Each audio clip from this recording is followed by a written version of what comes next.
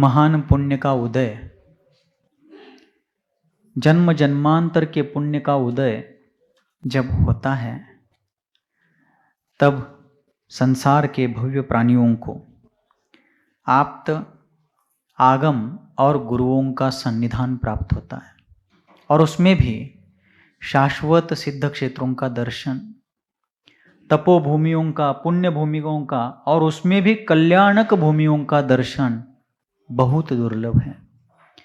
जिस क्षेत्र पर महामहिम पुरुषों ने, महापुरुषों ने, शलाका पुरुषों ने अपने जीवन में महान कल्याणकों को प्राप्त किया, और उनके कल्याणकों के कारण जिस भूमि का कण और कण पवित्रता को प्राप्त हुआ है, पुनीत अवस्था को प्राप्त हुआ है, ऐसे क्षेत्रों के दर्शन की भावना सभी भद्र परिणामी प्राणियों में होती है। तब आचार्य शांति सागर जी जैसे भद्र कुंभ अर्थात अध्यात्म का महाकुंभ जिनके हृदय में धारण किया गया है, ऐसे आचार्य देव के हृदय में सिद्ध भूमि की वंदना के विकल्प उत्पन्न होना स्वाभाविक है। क्योंकि जिनको अपने साधक जीवन में, मुनि जीवन में ब्रह्म मुहूर्त के पहले पहले रात्रि काल में स्वयं ही तीर्थंकर बनकर के मोक्ष प्राप्त करने का सपना स्वयं के बारे में आता है, ऐसे महामहिम पुण्यशाली जीव को सिद्ध भूमि के दर्शन के भाव होना तो स्वाभाविक।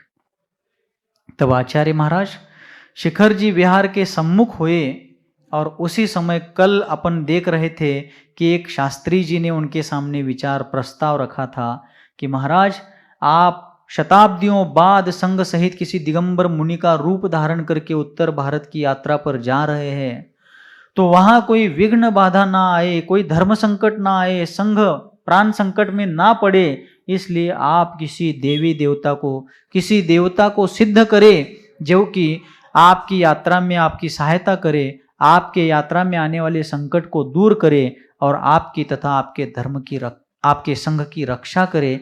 ऐसा प्रस्ताव जब किसी विद्वान ने रखा, कल यह देख रहे थे, यही चल रहा था ना, क्या कुछ और था? कल यही विषय था। तब आचार्य महाराज ने क्या उत्तर दिया था बताओ? पंडित जी ನೀವು ನುಚ್ಚ ಮಜ್ಗಿ ಕುಡ್ದು ಬರಿ ಹಿಂಗಂದ್ರು ಏನಂದ್ರ शास्त्री जी आप जिनागम को पढ़ करके भी अभी लगता है कि आपका मिथ्यात्व नहीं गया। जो समस्त संसार भ्रमण का मूल है, जिसके कारण ही अनादि अनंत संसार भ्रमण चल रहा है, वो मिथ्यात्व अभी तक आपका छूटा नहीं दिखता है। शास्त्री जी ने पूछा महाराज जी क्या गलती हुई? तो क्या कहा था आचार्य महाराज ने कि शास्त्री जी हम वीतरागता के उपासक और सर्वज्ञ भगवान के अनुयायी महाव्रती दिगंबर मुनि, और हम असंयमी देवी देवताओं को कैसे सिद्ध करें? तब फिर शास्त्री जी ने कहा महाराज इसमें क्या समस्या है, क्या दिक्कत है? तब आचार्य महाराज ने कहा कि शास्त्री जी जब किन्हीं देवी देवताओं को सिद्ध करना होता है, तब उनके नाम से मंत्र जाप्य करने पड़ते हैं। मंत्र जाप्य करते समय जब वे देवता सिद्ध होते हैं, तब उनको नमस्कार करना पड़ता है। तो महाराज आचार्य देव शांति सागर जी महाराज उन शास्त्री जी से पूछते हैं कि शास्त्री जी कोई महाव्रती या कोई व्रती क्या अव्रती को नमस्कार कर सकता है? सिंपल प्रश्न है, लेकिन बहुत गंभीर है। सीधा सीधा उन्होंने पूछ दिया कि कोई भी व्रती हो, फिर वो अनुव्रती हो या महाव्रती हो, क्या वह अव्रती असंयमी को वंदन कर सकता है? अहंकारवश वंदन नहीं करना वो एक अलग बात है, लेकिन संयमी असंयमी को वंदन नहीं कर सकते हैं। और आप क्या हमें असंयमी को पैर पड़वाना चाहते हैं? आचार्य महाराज कहने लगे कि कलिकाल सर्वज्ञ भगवान कुंद कुंद देव ने अष्टपहुड़ में कहा है असंजदम न वंदे। क्या कहा है? सम्यक दृष्टि जीव असंयमी को प्रणाम नहीं करता है। हाँ, उनका अनादर नहीं कर रहा है, लेकिन प्रणाम नहीं करेगा। आप लोग बताइए, आप मुनियों का विनय करते हैं क्या नहीं? सभी लोग करते हैं। मुनि महाराज आपका विनय करते हैं क्या नहीं? समझ में आ रहा है क्या पूछा मैंने? आप लोग गृहस्थ लोग मुनियों का विनय करते हैं या नहीं करते हैं? तो जब आप मुनियों का विनय करते हैं तो क्या मुनि लोग आपका विनय नहीं करते? नहीं करते? कुछ लोग ऐसा कर रहे और कुछ लोग ऐसा कर रहे। डॉक्टर का चिन्ह होता है ना प्लस, एक आड़ी रेखा और एक खड़ी रेखा। एग्जैक्टली क्या समझा जाए, आड़ी रेखा क्या खड़ी रेखा क्या? कुछ लोग ऐसा कुछ लोग ऐसा। वो महाराज जी के वो काकू स्वस्तिक निकालती है ना, बोलो।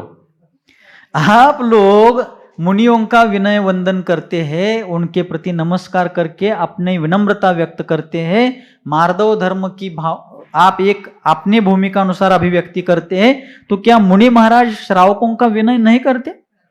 कैसे करते? क्या अभ्यास? वो विनय नहीं करते और अनादर भी नहीं करते, ऐसा जवाब आया। लेकिन ये उत्तर, ये जवाब सही नहीं है। गृहस्थ लोग मुनियों का विनय करते हैं तो मुनि भी गृहस्थों का विनय करते ही है। तरीका अलग है, पद्धति अलग है। आप लोग हाथ जोड़कर विनय करते हैं, मुनिजन अभय मुद्रा करके विनय करते हैं। क्या करते हैं? मुनिजन अभय मुद्रा करके आपकी विनय वंदना का आदर करते हुए, अर्थात उसको स्वीकार करते हुए, वे भी विनय भाव पूर्वक आपको आशीष मुद्रा, अभय मुद्रा पूर्वक आपको आगे बढ़ने का धैर्य देते। यदि मुनि महाराज विनयी नहीं है तो अविनयी हो गए, और अविनयी है तो मार्दव धर्म नहीं है, मार्दव धर्म नहीं है तो किस प्रकार अपने सभ्यता पूर्वक मार्ग का आगे मार्गक्रमण कर सकते हैं? लेकिन विनय करने का तरीका अलग अलग है। अब आप लोग मुनियों को नमोस्तु कहते हैं, ऐलक शुल्लकों को इच्छामि कहते हैं, आरिकाओं को वंदामि कहते हैं, कहने के शब्द अलग अलग है, फिर भी उनके गुणों के प्रति, उनकी साधना के प्रति वो एक आदर भाव, विनय भाव ही तो है। तब आचार्य महाराज ने कहा कि क्या महाव्रती अव्रती को नमस्कार कर सकता है? शास्त्री जी बोले नहीं, क्योंकि कुंद स्वामी ने कहा है असंजदम न वंदे, की सम्यक दृष्टि जीव संयमी, जीव असंयमियों का वंदन नहीं करते। तब एक प्रश्न मैं आपको पूछना चाहता हूं। आप लोगों ने श्वेतांबर जैन मंदिरों को देखा होगा, देखा है? श्वेतांबर जैन मूर्तियों को भी देखा होगा। तो श्वेतांबरों के मंदिरों में जो श्वेतांबर प्रतिमाएं रखी जाती है, तीर्थंकर के नाम पर ही रखी जाती है। तो उनकी मुद्रा कैसे होती है? खड़गासन में या पद्मासन में भले ही वो प्रतिमा हो, फिर भी सिर पर मुकुट है, आंखें खुली हुई है और होंठ लाल किए गए हैं, कर्ण कुंडल है, वस्त्राभूषणों से सहित है। क्या आप उन तीर्थंकर के नाम पर रखी गई प्रतिमाओं का वंदन करते हैं? करते हैं? क्यों? वहां तो यक्ष यक्षिणी भी नहीं है, देवगति की देवी देवियां भी नहीं है, देव देवियां भी नहीं है, तीर्थंकर के नाम पर उनको विराजमान किया गया है। तो आप उन प्रतिमाओं का वंदन क्यों नहीं कर रहे हो? वे परिग्रह सहित दशा में, इसलिए आप वंदन नहीं कर रहे हो। तो तीर्थंकर कहलाते हुए भी श्वेतांबर प्रतिमाओं को आप वंदन नहीं करते हो, क्योंकि अभी उन्होंने संयम के योग्य त्याग को ग्रहण नहीं किया है। परिग्रह आदि का त्याग वहां दिखता नहीं है, वीतरागता के चिन्ह वहां दृष्टिगत नहीं होते हैं, इसलिए आप उनको नमस्कार नहीं करते हो। तो तीर्थंकर कहलाते हुए भी आप यदि उनको वंदन नहीं करते हो, तो फिर देवगति के पंचेंद्रिय विषयों में यथायोग्य रूप से जीवन भर तल्लीन रहने वाले, असंयम में चूर रहने वाले और समस्त परिग्रह आदि से सहित स्वर्गीय देवी देवताओं का अभिवादन, उनकी पूजा कैसे योग्य हो सकती? आज आचार्य शांति सागर जी महाराज के नाम पर ये सब चलाया जा रहा, अपने मतलब को साधने के लिए, अपने मत को आगे बढ़ाने के लिए ये सब चल रहा है। लेकिन आचार्य कहते हैं किसी का व्यक्तिगत मत मान्य नहीं किया जाएगा, जिन मत को ही पूजा जाएगा। जिनेंद्र भगवान की जो आज्ञा हो, उनकी जो उपदेश प्रणाली है, उसी के अनुसार श्रद्धान करना चाहिए। आप लोग दिगंबर प्रतिमाओं को छोड़िए, जब अपने यहाँ मंदिरों में पंच कल्याणक होते हैं तो मंदिर में विराजमान करने के लिए जिन प्रतिमा आप लाते हैं, जयपुर से लाओ, मकराना से लाओ, या कहीं भी जहां प्रतिमाएं योग्य रीति से बनाई जाती है वहां से जिन प्रतिमाओं को लाते हैं, तो क्या लाते से ही उनको वंदन करते हैं क्या? प्रतिमा को लाते ही तुरंत अपन क्या उनको नमस्कार करके पूजा करते हैं? क्यों? पंच कल्याणकों में से भी गर्भ कल्याण हो गया है, जन्म कल्याणक भी हुआ है, तो भी उन प्रतिमाओं का वंदन नहीं किया जाता, उनकी पूजा नहीं की जाती है। लेकिन जिस दिन दीक्षा कल्याणक होता है, सामान्य गृहस्थ ही नहीं, बड़े बड़े आचार्य भी उन प्रतिमाओं के सामने अभिभूत होकर के नतमस्तक होते हैं। क्यों? क्योंकि वहां पर रत्नत्रय गुणों का निक्षेपण स्थापना निक्षेप से किया गया है, पूजनीय गुणों का आरोपण वहां पर किया गया है, इसलिए आज वे सभी के लिए पूज्य हो गए। और वो शास्त्री जी कहते हैं कि महाराज आप किसी देवता को सिद्ध कर लीजिए, वश कर लीजिए। तब आचार्य महाराज ने कहा कि ये नहीं हो सकता। इसलिए किसी ने कहा है देव रागी नहीं, वीतरागी होने चाहिए। देव, जैन दर्शन में देव को मानते नहीं ऐसा नहीं है, बिल्कुल मानते हैं।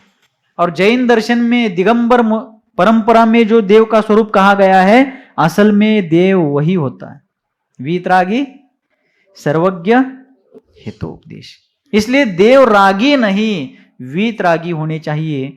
शास्त्र अज्ञान नहीं, ज्ञानदाता होने चाहिए। और गुरु अच्छे नहीं, सच्चे होने चाहिए। वे ही संसार के प्राणियों के लिए शरणभूत होते हैं, अन्यथा वे सब लेकर स्वयं भी डूबेंगे और शरण आने वालों को भी डुबाएंगे। इसलिए आचार्य शांति सागर जी महाराज स्वयं एक वीतरागी साधु थे। और फिर आगे उन्होंने उन शास्त्री जी से कहा कि शास्त्री जी, आप कहते हो कि संकट आएंगे, अनेक समस्याएं आएंगी, आपत्ति विपत्तियां आएंगी, तो आप क्या करोगे? तो आचार्य महाराज ने कहा कि हम स्वयं अपने पुण्य पाप पर भरोसा करते हैं। हमारा पुण्य और हमारा धर्म हमारे हर संकट से हमारा रक्षण करेगा, क्योंकि हमारे धर्म पर हमारा अटूट श्रद्धान है और यह धर्म रूपी नौका हमें हर परिस्थिति से पार लगाएगी। और जब कोई संकट आता भी है, हमारे पाप के उदय में, हमारे पूर्वोपार्जित कर्म के उदय में यदि हम पर कोई संकट आता भी है, तो हम अपने कर्म का ही फल मान करके उसमें समता भाव धारण करके उस प्रसंग को सहन करेंगे। लेकिन हम कभी भी अव्रति की वंदना नहीं करेंगे। तब शास्त्री जी कहने लगे, महाराज आप सचमुच धन्य हो, क्योंकि ऐसी वीतरागता की अखंड उपासना करने वाले साधक इस काल में दृष्टिगत नहीं होते। और फिर आगे बढ़कर के सेठ पूनमचंद घासीलाल जवेरी, या जौहरी भी उनको कहा जाता है और जवेरी भी कहा जाता है, तो उनके ऊपर सारी जिम्मेदारी सौंप करके उस समय श्री संघ का, मुनि संघ का विहार कार्तिक कृष्णा प्रतिपदा के दिन 10 नवंबर 1927 को कुंभोज बाहुबली अतिशय क्षेत्र से प्रारंभ होने वाला था। सर्वत्र उत्साह उमंग का वातावरण था। सैकड़ों नर नारी उस यात्रा में सम्मिलित होकर के मुनि संघ के साथ सिद्ध भूमि की वंदना करने के लिए लालायित हो गए थे, उत्कंठित हो गए थे। और उसी समय ओम नमः सिद्धेभ्यः इस प्रकार सिद्धों का स्मरण करके, पंच परमेष्टियों को नमन करके आचार्य महाराज के कदम सिद्ध भूमि की ओर उठने लगते हैं। और सर्वत्र आकाश जयघोषों से, जयकारों से, पंच परमेष्टियों के उद्घोषों से गुंजायमान हो उठता है। लोग आगे बढ़ने लगते हैं। लेकिन जो लोग साथ में आचार्य महाराज के जाने वाले थे वो तो बहुत हर्षित थे, लेकिन पीछे रहने वाले लोग आंखों से आंसू झरा रहे थे। क्यों रो रहे थे?